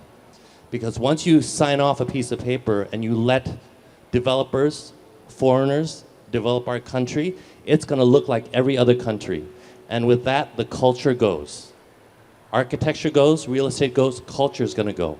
Everything comes, it'll fall like dominoes. So this may be a big statement, but I think it's important. I don't want people to come here, fight through traffic, and not getting anything from our talk. Yeah. Thank you. And in relation to that, about you, Sexton, I mean, your zero money project can really so inspiring and show how much can be done without relying too much on money, right? But at the same time, I mean, we all know that some funding is usually needed in the long term to keep things running. So how do you balance this kind of dilemma? Okay, I guess I got two answers for that. I'm a very lucky guy because I'm very successful as a private practitioner. So in my office, I've got two types of projects. I've got projects that make a lot of money. I also have projects that do not need money. So that's how I operate my private practice. But the other answer I have for you is, I think in our practice of architecture, we got to learn from other industry. And one of the industry that I find very interesting is the tech industry, the technology industry, where if a young entrepreneur have a good idea, he can go into the market or to the crowd, what they call crowdsourcing, to look for the money, funders, who will back that very good ideas. And I think as architects, we also have good ideas. We can also use the same way in which to fund our projects. Just now, I do not have time to talk about another project of mine in Kuala Lumpur called the Rex KL. It's an old cinema turned into a creative space. During the it was an event space, so we rely a lot on events to generate income to run the place. But during the pandemic, that 2 or 3 years, we had zero income basically. We were shut down. And the way in which we sustain it, a lot of people have closed it, but we try to sustain it by going to the crowdsource. We use an app or an organization called Pitch In, where people can pitch their money to become part of us, part of our company. And so that pitch-in process managed to sustain us for the pandemic. We managed to raise about 1.5 million ringgit from that, so that we can keep running the projects. I've seen it in Taiwan, in other places where a lot of the architects are actually using methods like that to fund projects. So they have beautiful projects in their office, they have no clients, but when and they will bring people to come and have a look at those projects. And somehow they can manage to find a developer or a government or some private funders to fund those projects when those ideas are good enough to be funded. Because good ideas and good projects can generate money. Thank you. I think this question is for all of you. I mean, it's important to ask about because the theme is better design, better communities, and you guys are all designer or architect or landscape architect. So I think my question is like, what do you think our role, our small role as a designer, would be to make design a bit better for the community, and at the same time, the one who hired us, the one who pay for our fee, actually. Not us, we have to get paid for someone unless we got lucky like Saxon, you can do it on your own. So how can we, exercise our limited role in the most productive way in order to make it benefit to the community? Again, I think as my first answer, we saw very, very well through the three presentation how we can do that. For example, the hotel for Encounter, we can see very well how we can present a model that responds both to desire of the owner and the desire of the collectivity. So models like that with a courtyard in the middle, with soul, mid-density, models like that can intercept both the singular and the collective desire, and this in urban area at least is the very, very important role, in my opinion, that a designer, an architect, a curator should interpret in the right way. I think Sex and I work similarly in that we also have two types of projects. We have the money-making project, and then we have the projects we want to do, or else it'll never get done. Like the last Angsila project, I had to find money for, and so I want to recognize where the money came from. One is from the Ministry of Culture, which you enjoyed as well, but I think it's important to say that, all designers can apply for funding from the Ministry of Art and Culture, and that little amount of money can create a small project like the Angsila project. So that's one source. The other source is I taught a design build studio at Julai Indah, which gave us another piece of money to do this. So you have to be creative in order to find funding to do small projects that developers won't push for. And once you get that one thing built, it makes a big difference because other people will believe you. If you just show pretty pictures, it won't show. But if you build a small prototype then it allows you to convince potential developers to support a project like this. So I think it's important for academia, for the government to fund these small little projects and not just do research. I think there's too much effort on collecting information that's not being turned into design, especially in academic institutions. So that's one thing I want to push as well. Yeah. And Saxon, would like to add anything? Just a little story of mine. When I started my office in 1994, I just came back from New Zealand and Singapore. Nobody knows me. So I've been proposing a lot of these ideas to developers. When we develop, we don't need to cut the trees, we don't need to cut the land. We can actually do things a bit more creatively. But those ideas were all rejected because the engineers would say it's too expensive in the infrastructure if you don't cut the land into platforms and the trees are in the way or whatever, right? So I was lucky enough in the sense that, or I was rebellious enough at that time to say that, fuck you, if you don't like my ideas, I'll build it myself. So in the year 2000, 6 years after I started my office, I built a project called Sekaping Surrender, which is my own project. It was like my weekend house, which I want to show how we can be able to build on a piece of land sensitively without cutting the trees, without cutting the land.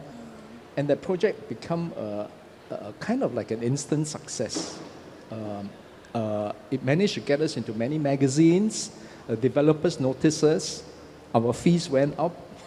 That's good. So I think it is about taking charge of our own destiny. And if we think that our idea is good enough, we must commit it to do it one way or another. Yeah, and I think one of the things that you all share is that it's kind of like a different way of practicing design. Like normally we would look at designer as someone who control, all the centimeters, millimeter. You cannot move further than this and so on and so forth. But for you all, your work are more really like empowerment and enablement. So I guess my question is this kind of new practice or I don't want to use the word alternative because we want to be the mainstream, right? This shouldn't be marginalized. So what, in your point of view, working in Asian cities, what are the biggest opportunities and challenges working with, different stakeholders, like you have to work with local community, and section has to negotiate with the local government, and you will have to talk to the people who normally designer wouldn't be, appreciate them.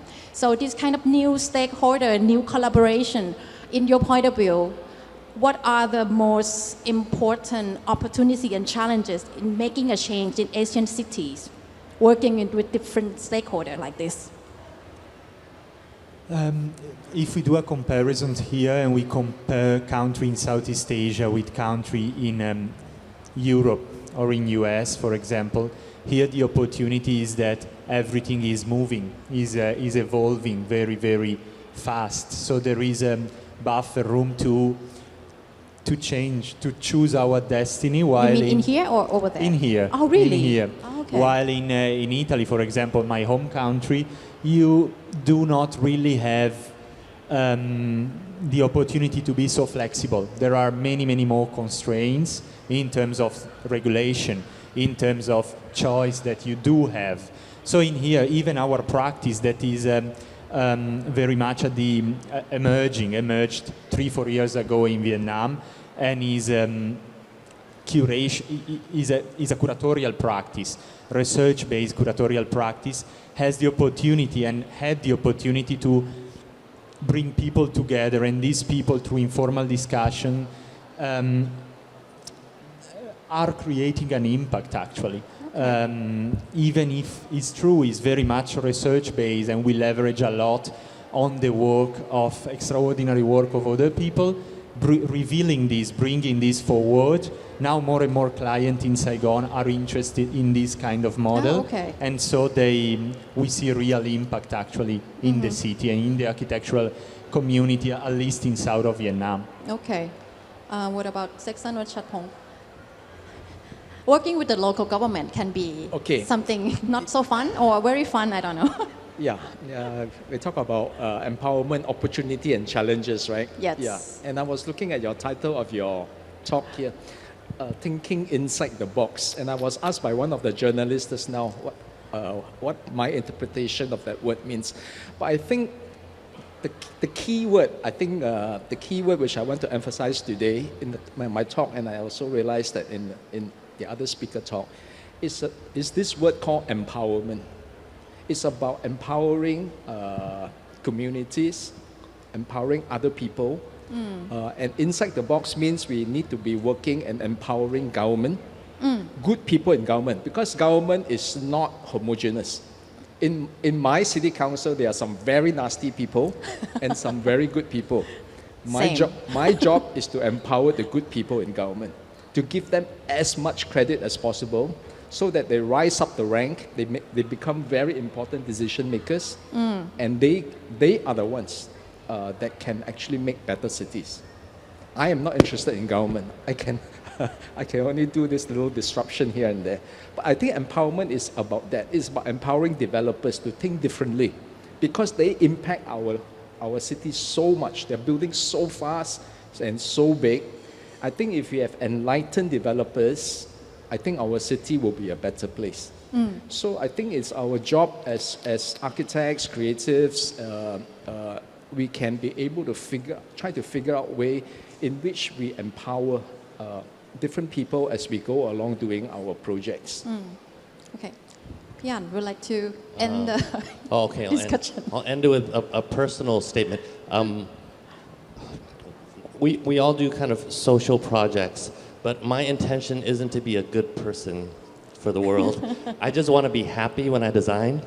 And I felt like the way I designed before, which I learned from being in school in a Western style design studio, is that you're taught that you create this piece of art and you have to fight for it, and you fight everybody until it gets done the way you want it. I've changed that way of thinking, I'm sure we all have, by my research. The people who we research are poor, they don't have anything to eat, they can't be that stubborn. Oh, okay, I have no wood, let's just use this piece of wood. Oh, okay, I have to move, okay, I'll have to move. They have to struggle with a lot, and they are able to go through life. And if you can improvise, if it's so tough for them, why can't I improvise? And it's not improvising and you're sacrificing yourself. Your design still comes out looking good in a different way. It doesn't look worse. It's just a new aesthetic. So once I embrace that, just life is just easier and more fun. And in the end, the work is better because it integrates other things that's not just you into the project. Oh, perfect. It's such a pity that we have so limited time, but I would like everyone to give us an applause for the presenter and the speaker, because it's really, really inspiring. Thank you so much for your presentation and your thought. Thank you so much. Thank you for both of you. So please give it a round of applause for one more time. And so all of you, so please remain on the set a few minutes. We would like to invite of you, let's take the photo shot together. And so we would like to say thank you for everyone once again who share for this topic. This is for make it grateful for everyone. So anyone, so please remain on the set a few minutes, please. Right now, distinguished guests, we would like to invite the next key person to take the photo shot to be here on the set. So welcome, Kun Damrong Livairo, Senior Editorial Director of AME Imaginative Company Limited, to take the photo shot on the set. Welcome. Thank you so much. Thank you for your sharing for the highlight topic in the morning. And we hope all of you, for all distinguished guests, you can get for more with about the deep down detail. And this is a better design, better community from origin perspective.